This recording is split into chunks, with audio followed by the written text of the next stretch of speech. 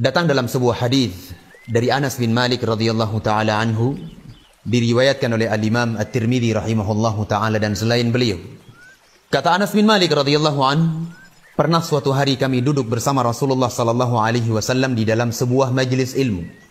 Ketika Anas bin Malik dan para sahabat yang lainnya sedang duduk dengan Rasulullah sallallahu alaihi wasallam di dalam sebuah majelis ilmu, tiba-tiba Rasulullah sallallahu alaihi wasallam mengatakan kepada para sahabat, "Wahai para sahabatku, sebentar lagi akan datang ke hadapan kalian seorang pemuda yang akan menduduki surga Allah Subhanahu wa taala." Ini merupakan kabar gembira dari Nabi. Sebuah kabar gembira dari Rasulullah sallallahu alaihi wasallam di mana beliau sallallahu alaihi wasallam tidak pernah berbicara dengan hawa nafsu beliau, melainkan itu adalah wahyu dari Allah Subhanahu wa taala. Tidak lama setelah itu, kaum muslimin dan muslimat yang dirahmati Allah, datanglah salah seorang pemuda dari kalangan Ansor dalam keadaan masih ada bekas air wudhu di jenggotnya tersebut. Ia pegang sandal dengan tangan kirinya, kemudian ia beri salam kepada Rasulullah sallallahu alaihi wasallam dan para sahabat ridwanullah alaihim. Setelah itu orang itu pun berlalu. Ia pergi melakukan aktivitasnya.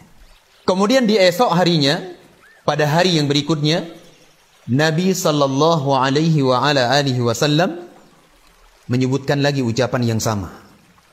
Ucapan yang kemarin beliau sebutkan. Apa ucapan tersebut?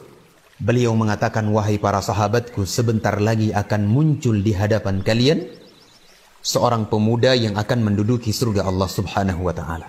Tidak lama setelah itu, datanglah pemuda yang kemarin datang kepada Nabi sallallahu alaihi wasallam dengan keadaan ia yang kemarin. Ia datang ke hadapan Rasul sallallahu alaihi wasallam dan para sahabat dalam keadaan masih ada bekas air wudhu yang menetes dari jenggotnya tersebut, menunjukkan bahwa pemuda ini baru saja berwudhu. Ia pegang sandal dengan tangan kirinya, kemudian dia beri salam kepada Rasulullah sallallahu alaihi wasallam dan para sahabat. Setelah itu pemuda itu pun berlalu. Ia pergi. Kemudian pada hari yang berikutnya, Rasulullah sallallahu alaihi wasallam mengucapkan lagi ucapan tersebut. Diulang lagi oleh Rasulullah sallallahu alaihi wasallam untuk yang ketiga kalinya. Beliau mengatakan kepada para sahabat, "Wahai para sahabatku, akan muncul sebentar lagi di hadapan kalian seorang pemuda yang akan memasuki surga Allah." Coba dibayangkan, satu kali saja sebenarnya sudah cukup pengkhabaran dari Nabi sallallahu alaihi wasallam terhadap pemuda tersebut bahwa ia adalah penduduk surga Allah. Namun di dalam hadis ini, Nabi sallallahu alaihi wasallam mengulang sampai 3 kali, 3 hari berturut-turut. Sehingga keadaan ini membuat Abdullah ibnu Ammar ibn al-As radhiyallahu an, salah seorang sahabat yang mulia, beliau penasaran dengan pemuda Ansor tersebut. Sehingga beliau mengikuti jejak perjalanan pemuda Ansor tersebut sampai ke rumah pemuda Ansor itu. Ketika Abdullah ibnu Ammar ibn al-As sampai ke rumah pemuda tersebut, beliau mengatakan kepada pemuda Ansor itu, "Wahai pemuda Ansor, sesungguhnya aku sedang ada masalah dengan ayahku, dengan orang tuaku. Berikan aku izin untuk tinggal di rumahmu selama 3 hari 3 malam." Padahal sangat memungkinkan Abdullah ibnu Ammar ibn al-As untuk tidur di masjid bersama ahlu suffah, bersama Abu Hurairah, bersama para sahabat yang lainnya yang tidak memiliki rumah. Namun Abdullah ibnu Ammar ibn al-As radhiyallahu an meminta izin untuk tinggal di rumah pemuda Ansor tersebut 3 hari 3 malam. Tidak lain tujuannya kecuali beliau ingin lihat amalan apa yang dilakukan oleh orang tersebut, sehingga Rasulullah sallallahu alaihi wasallam memberi kepadanya kabar gembira surga. Kemudian pemuda Ansor tersebut mengiyakan dan membolehkan Abdullah ibnu Ammar ibn al-As untuk tinggal di rumahnya 3 hari 3 malam. Lewatlah 1 hari 1 malam, 2 hari 2 malam, 3 hari 3 malam. Abdullah ibnu Ammar ibn al-As radhiyallahu anhuma, beliau tidak mendapati ada amalan yang banyak yang dilakukan oleh pemuda Ansor tersebut. Amalannya sedikit, tidak banyak.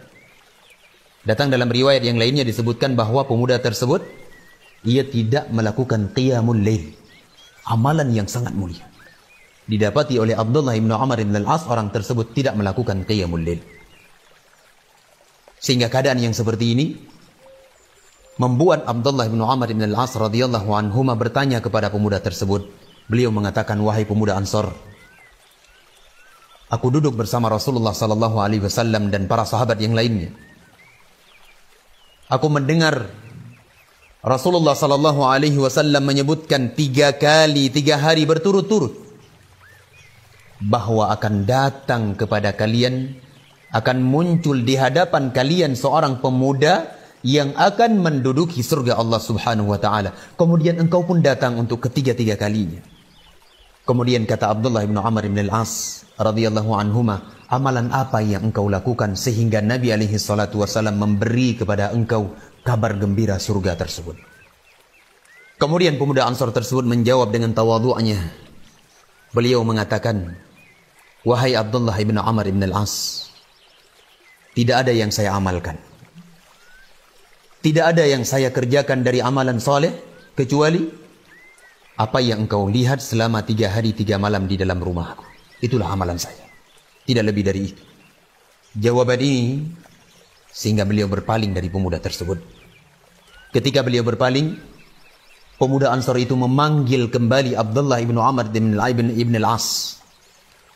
Dipanggil, kemarilah wahai Abdullah. Ketika Abdullah ibn Amr ibn al-As datang kepada pemuda tersebut, pemuda itu kembali mengatakan, wahai Abdullah ibn Amr ibn al-As, tidak ada yang saya lakukan dari amalan kecuali yang engkau lihat selama 3 hari 3 malam di dalam rumahku. Itulah amalan saya.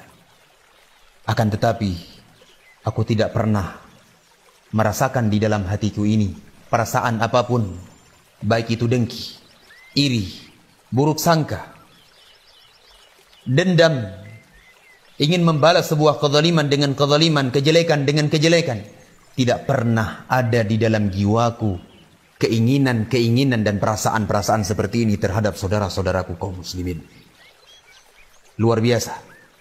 Kemudian kata Abdullah bin Amr bin al-As, inilah yang menyebabkan Nabi SAW memberikan kabar gembira surga kepada engkau, dan ini pula yang sangat berat untuk kami menjalankannya.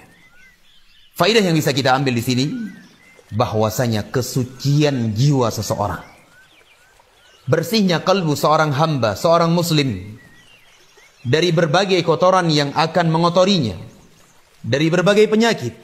Apakah itu penyakit dengki, apakah itu penyakit hasad, iri, buruk sangka, dan berbagai jenis penyakit hati yang dibenci oleh Allah Azza wa Jalla, yang tergolong ke dalam akhlak-akhlak yang tidak baik. Ketika kita berupaya membersihkan ini, maka kita akan mendapatkan surga Allah Subhanahu wa ta'ala Rabbul Alamin.